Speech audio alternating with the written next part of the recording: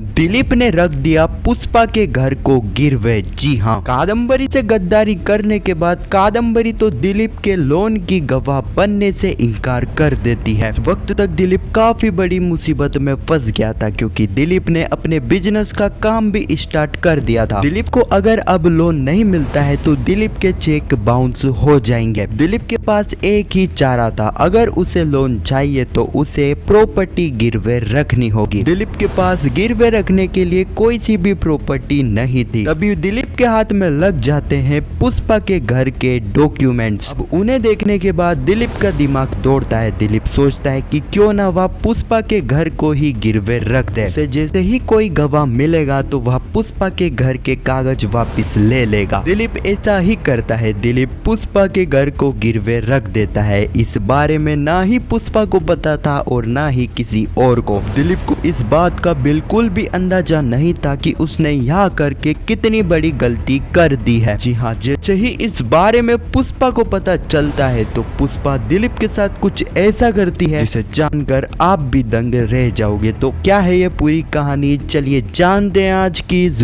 Video में। कहानी की शुरुआत में हम देखते हैं किस तरीके से बैंक वाले दिलीप को बताते हैं, दिलीप जी आपके लोन को होल्ड कर दिया गया है क्योंकि आपके जो गारंटर थे कादम्बरी से तलवार, जिनका अभी कोर्ट में केस चल रहा है। हमारी बैंक ऐसे व्यक्ति को गारंटर नहीं बना सकती जिनके ऊपर केस चल रहा है, इसलिए अभी आपके लोन को होल्ड कर दिया है। दिलीप कहता है आप ये क्या कह रहे हैं, मैंने तो अपने बिजनेस को स्टार्ट करना भी कर दिया है। अगर आप मुझे लोन नहीं दोगे तो मेरे चेक बाउंस हो जाएंगे, इसका जिम्मेदार कौन होगा। बैंक वाले कहते हैं दिलीप जी हम आपको लोन देने से मना नहीं कर रहे हैं, अभी तो हम सिर्फ आपके लोन को होल्ड कर रहे हैं। आप जैसे ही दूसरा गारंटर लाओगे तो हम आपको लोन दे देंगे। दिलीप कहता है ये आप क्या कह रहे हैं, किसी गारंटर को लाना इतना आसान है। बैंक वाले कहते हैं दिलीप जी आप ऐसा भी तो कर सकते हैं, किसी चीज को हमारे पास गिरवे रख कर आप अपना लोन भी तो ले सकते हो। अगले ही पल हम देखते हैं दिलीप जो कि अपने बिजनेस पार्टनर यानी कि सूरी को बुलाता है और उसको सारी ही बातें बताता है। अब यह पता चलते ही सूरी के भी पांव तले जमीन खिसक चुकी थी क्योंकि उन्होंने अपने बिजनेस का काम भी स्टार्ट कर दिया था। अगर उनके चेक बाउंस होते हैं तो उनका नाम उनकी लाइन में खराब होगा। सूरी कहता है दिलीप सर आप ऐसा भी तो कर सकते हो कि आप अपने घर को गिरवी रख दो। दिलीप कहता है सूरी मैं ऐसा नहीं कर सकता हूँ क्योंकि यह घर पहले से ही मेरी जमीन पर गिरवी है, मेरे पास कोई दूसरी प्रॉपर्टी भी नहीं है जिसे मैं गिरवी रख सकता हूँ। इस वक्त तक यहाँ पर सूरी और दिलीप यही सोच रहे थे कि आखिर वह इस समस्या से कैसे निकले। अगले ही पल हम देखते हैं पुष्पा जो कि जोशीपुरा जी से कहती है जोशीपुरा जी आपको विश्वनाथ के बारे में कुछ पता लगा। जोशीपुरा जी कहते हैं पुष्पा जी जब जुगल की हत्या हुई थी जब उस टाइम पर विश्वनाथ के बैंक में काफी सारे पैसे आए थे, जिस बैंक से वह पैसे आए थे वह अकाउंट थोड़े दिन बाद बंद हो गया। काफी रिसर्च करने के बाद मुझे यह पता चला कि वह अकाउंट किसी बुजुर्ग गरीब आदमी का था। उन्होंने उस गरीब आदमी को 25,000 रुपए दिए और उसके अकाउंट का यूज करा। इस वक्त तक जोशीपुरा जी और पुष्पा काफी सीरियस थे, उन्हें किसी भी तरह एक ऐसा सबूत ढूंढना होगा जिसके चलते वह केस को जीत पाए। अब यहाँ पर हम देखते हैं पुष्पा और जोशीपुरा जी जो कि विश्वनाथ से मिलने के लिए निकल जाते हैं। अगले ही पल हम देखते हैं दिलीप जो कि यह सोच ही रहा था कि वह इस समस्या कैसे निकले। तभी अश्विन दिलीप के पास आता है, पूछता है पापा आप परेशान हो, आपको कुछ समस्या है क्या। यहाँ पर दिलीप बातें घुमा देता है। तभी हम देखते हैं कि अंश को चोट लग जाती है। अश्विन अंश को संभालता है। यहाँ पर अश्विन जो कि घर के कागजों की फोटोकॉपी करवाने के लिए बाहर जा रहा था क्योंकि अंश को चोट लग चुकी थी, जिसके चलते यहाँ पर दिलीप अश्विन को कहता है अश्विन तू अंश को संभाल, मैं तेरी फोटोकॉपी करवा कर ले आऊंगा। यहाँ पर दिलीप जैसे ही उन डॉक्यूमेंट्स की फोटोकॉपी करवाने जाता है, जब दिलीप को यह पता चलता है कि यह तो पुष्पा के घर के कागज है, यह देखकर तो दिलीप की नीयत बिगड़ जाती है। दिलीप सोचता है कि क्यों ना वह पुष्पा के घर को ही गिरवे रख दे, बाद में जैसे ही उसे कोई गारंटर मिलेगा तो बाद में वह पुष्पा के घर को छुड़वा लेगा। इस बारे में किसी को पता भी नहीं चलेगा और उसका काम भी हो जाएगा।